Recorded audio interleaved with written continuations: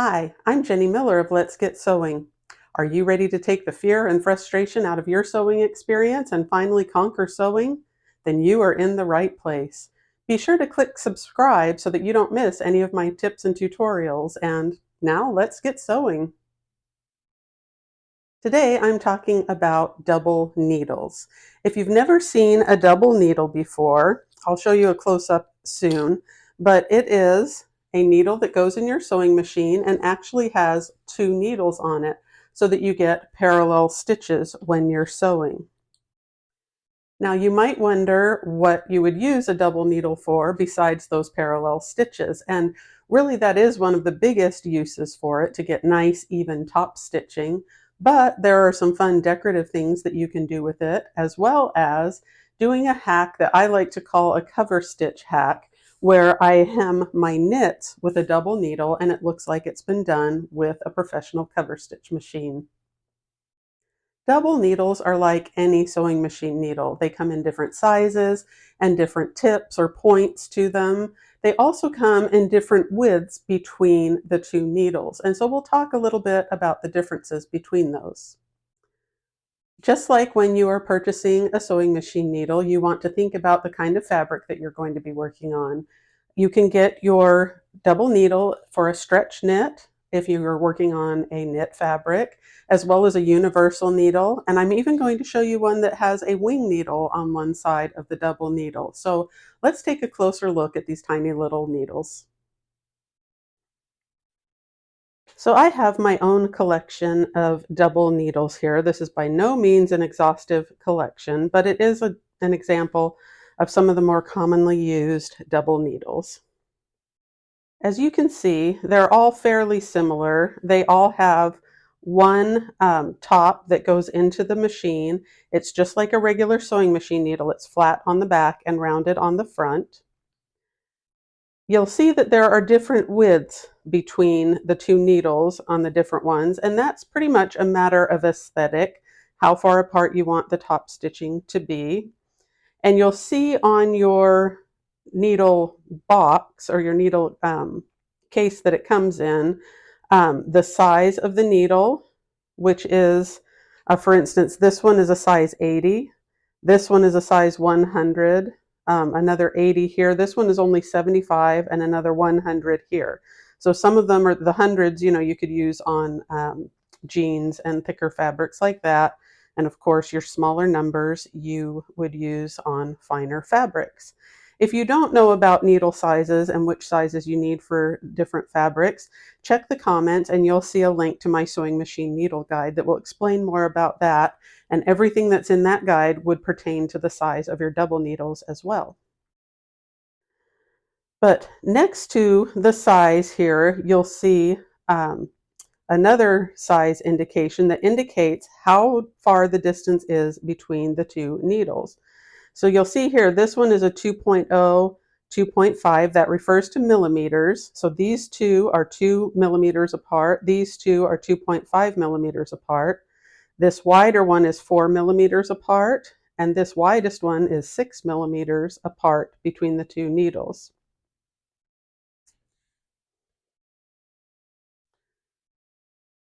This particular needle has a wing needle on the left of these two needles here.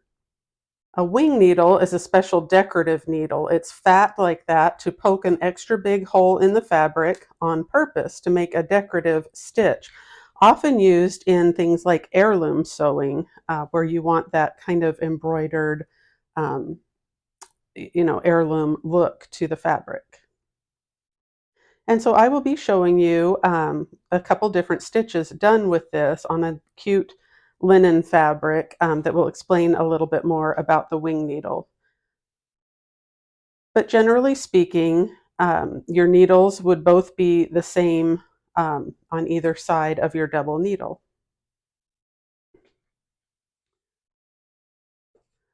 So let's look just a little bit closer at some of these. Again, you have one top. It is flat on the back and rounded on the front. It goes right up into the machine like a regular needle, and now you have two needles side by side.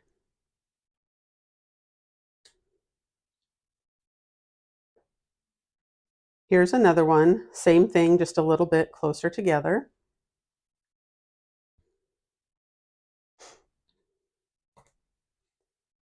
And again, even closer together.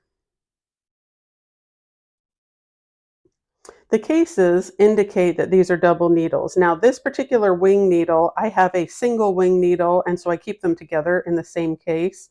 That's why this case is a little bit different. But you'll see that each of these cases say Zwillingsnadel, or here just Zwilling Bright. So that Zwilling is German for two or twin. And then down here you have your twin needle. But you're always going to see the Schmetz brand with the Zwillingsnadel there. Twin needle down here. And it indicates that these are universal. This one is stretch, and this one is universal as well. Before we move to the machine, I want to talk to you a little bit about your machine settings when you're doing or working with your double needle. So I've done 2 rows here with a double needle. Both of these were done with the same needle. This one is the correct stitch. This one, my tension was off. When you work with the double needle, you'll see that, both needles go down into the machine. You only have one bobbin thread, so it gets hooked on both of those threads, causing it to zigzag back and forth. In order to pull that stitch all the way to the back and allow the bobbin to zigzag properly, you need to lower the tension on your needle thread. For that reason, you'll always want to try a sample of your fabric first before you start stitching on your final project. That way you can play around and adjust it until you get the tension that you want.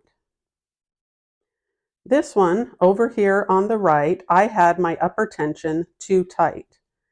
And so if you look here, it's very subtle, but you can see that we have a wider, you can see more of the top stitch coming through here. Whereas over here, it's really pulling that bobbin thread between the 2 top threads. That's because that top tension is too tight, and it's very difficult to see, but if I hold it like this, you can see, hopefully, that this stitch right here, or this row, is much flatter, whereas this one has a bump, and we don't want that bump. So once I reduced the tension on my top thread, then I got a much flatter, nicer stitch. This zigzagging of the bobbin thread is why this is so good for the hems on a knit, and I will show that to you when I show you how I hack the cover stitch on my machine.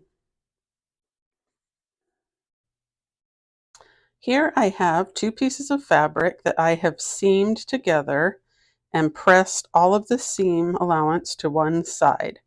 So now I'm going to top stitch along here with the double needle, and it's going to give the illusion that I have done a flat filled seam.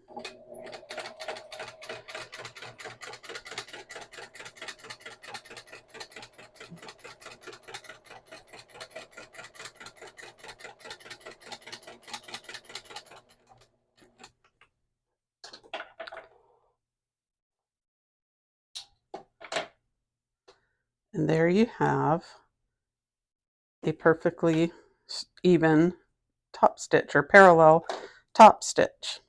I did get a little close to the edge right there. It's hard to film and sew at the same time, but you get the idea of how that would give the illusion of a flat felled stitch. And on the back, you can see that the bobbin thread zigzags between the 2 top threads, and the top looks just like a regular stitch.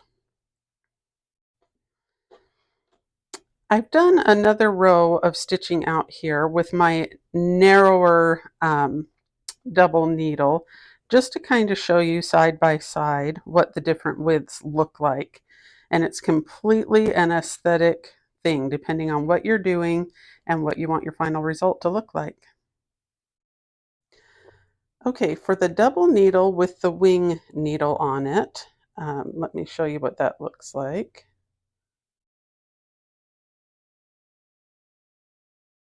I am going to use a stabilizer on the back of this linen fabric. This linen fabric is very lightweight, kind of a loose weave, and it tends to want to get put push down into the machine by the wider needle.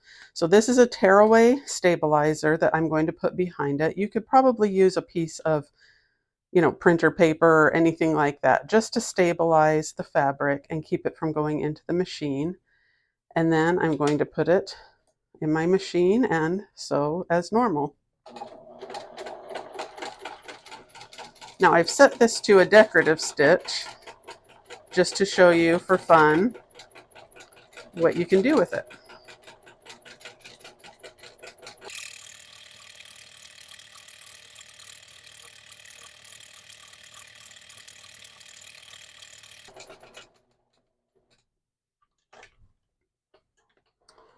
And then I will pull it out of the machine here, and you can see before I even take the stabilizer out how it punched bigger holes in the fabric with the wing needle, making that fun kind of heirloom stitching effect. I also want to show you what it would do if you were just to sew a straight stitch.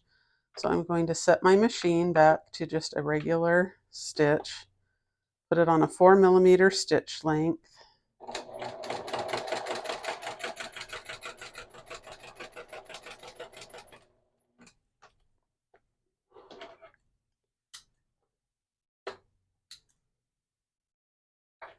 And now you can see the holes that the wing needle pokes when you're just doing a regular stitch. So lots of fun things that you could do with this particular double needle. The final thing I want to show you is how I hack the cover stitch look. And so for a knit, I have this piece of sweatshirt fleece which stretches. I've serged the edge of the fabric. That's going to help with the illusion that I'm trying to create. And then, unfortunately, this has to be done blind because you need the two needles up here. So you're just going to kind of feel and maybe even measure where that serging is under here. And when I do that, I can line up my fabric with this line here on my throat or needle plate. And then, oops, I want to do a larger, I like a bigger stitch length when I'm doing a hem. I think it looks nicer and it makes the hem a little bit softer.